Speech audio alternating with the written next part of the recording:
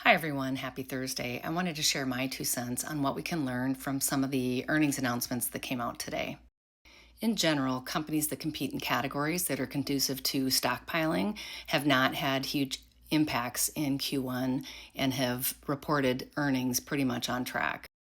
But for companies with a shorter purchase cycle, we're seeing some pretty immediate impacts and messaging about their guidance that raises the concerns that we've been talking about, and that is slower foot traffic, lower consumption, higher input costs.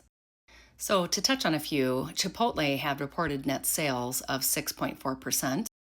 But embedded in that result was actually comparable store sales, which is comparing all of the same stores' sales year over year, of down 0.4%.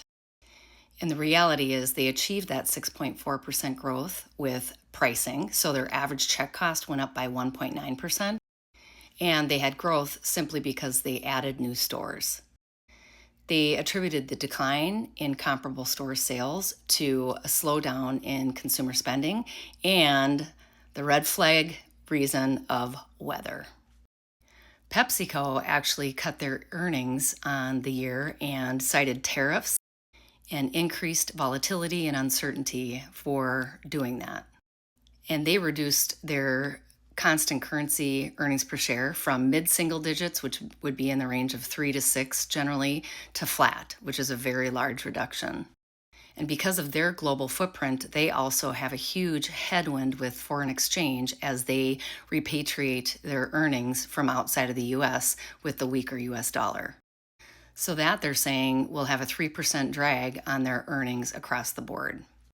And finally, in the airline industry, American Airlines missed their sales as well, but there was something interesting in the mix of their sales.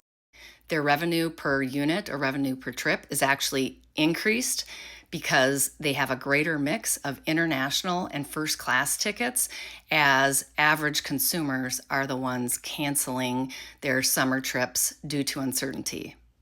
And American Airlines joined Delta, Southwest, and Alaska Air in completely dropping any guidance for 2025, citing economic uncertainty.